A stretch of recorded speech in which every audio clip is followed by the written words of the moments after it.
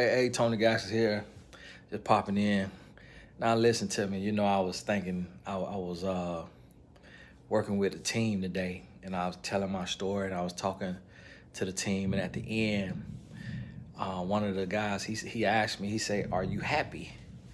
I guess like with the life, with the with the money, with the schedule, with the juggle, and I told him, I said, I'm purposeful, I'm driven. Like I don't call it happiness because happiness is, it's semantics. People say choose happiness, choose joy, when really they the same. If you didn't have a dictionary, you really wouldn't know the difference. And so we get so caught up into semantics, and we get so caught up in pursuing happiness. We get caught up in the pursuit of happiness because we think that it's a destination. We think that it's a place that we're supposed to get to. And that when I get this, or when I get that, when I get this, when I get that, I'm gonna be happy. And I remember reading a quote one time, and the author of it, I don't remember his or her name, but it said, I wish that everyone could get what they think would make them happy, so that they can see that that's not what happiness is. And that's the thing, as humans, we go through this experience and we're looking for happiness. We're looking for something or someone to make us happy. And we don't understand that contentment and choosing based on your purpose and what you have to do in life, choosing to find joy in that, to find peace in that. And I was talking to my wife about it after, and she said, I have to choose when I'm folding laundry and doing dishes and driving 40 minutes to drop off at school, and 40 minutes back home, and 40 minutes back to pick up, and 40 minutes back home. I have to choose to be happy in those moments, and to be grateful, and to be content. And some of the things that you do in your life that are attached to your purpose, some of the things that you call to do, some of the decisions that you have to make, nobody's gonna understand. Some things no one will understand other than you and God. And it won't make sense to people when they say, well, why do you give like that? Why do you go like that? Why do you do that?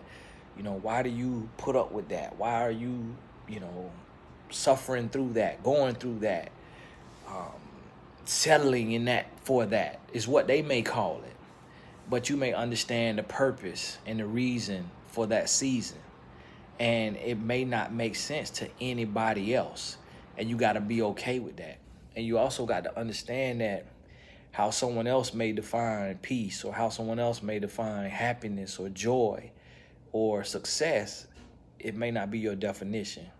And so you have to be okay accepting your definition for those things in life. And you can't get caught up in the semantics and arguing between this word and that word and trying to figure it out, and trying to self-diagnose and ask yourself, if you're happy, if you're miserable, if you're depressed, especially when you know that you have a purpose to serve, and that you're driven, and that you focus.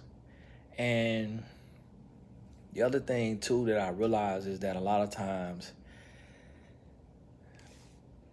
people don't understand, when you are a walking testimony. And a lot of times people don't want you to talk about the money you earn, or the success you've had, the accolades, the things you've accomplished. And people don't want to hear you mention it because they call it bragging. And they call it bragging. And the reason why they call it bragging is because hearing about the things you're happy about, hearing about your success, makes those particular people feel less about their life. And that's their personal problem. But when you share something good and it's from the right place, it's not to make anybody feel bad, it's not to put anybody down, but it's because you're genuinely happy. You genuinely impressed with the results, with the success, with whatever it is in your heart, because you could have been homeless. You could have been dead. You could have been in prison. You could have been, lost without a cause. And you can't feel bad about your growth. You can't feel bad about changing for the better. You can't feel bad about celebrating your wins as long as your heart is in the right place when you do it. And a lot of people not going to understand that either. And so you have to get to the place to where you define your life. You know your gifts, you know your calling, you know your purpose, you know the will for your life, or you're figuring it out. And you got to be okay understanding that not everybody's going to understand. Not everybody's going to get it. Not everybody's going to like you.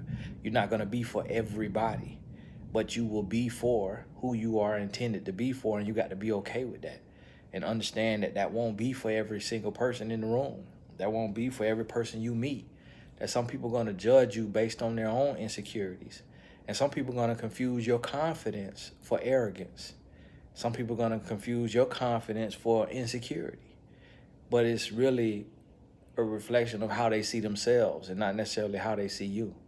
And so you got to understand that when you're going through life and you're trying to explain things to your friends and to your family about why you're doing this and why you're doing that, and what this is like and what that is like, and people spewing their opinions on you, and they putting all that on you, and they telling you, oh, you should be doing this, you should be doing that, oh, got this for you, got that for you.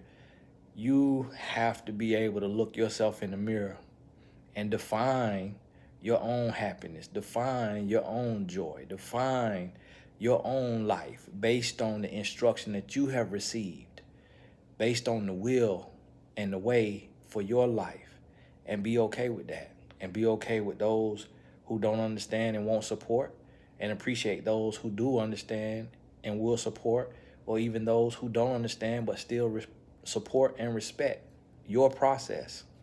So, hey, think about that.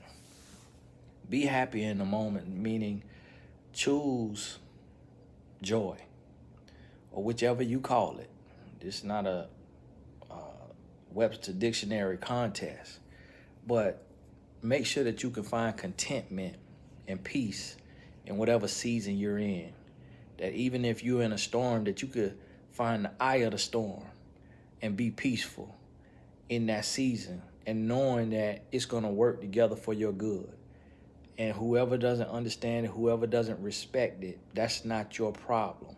As long as you are doing what you know you're supposed to be doing, and you're operating from the place in your heart that you know you're supposed to be operating from.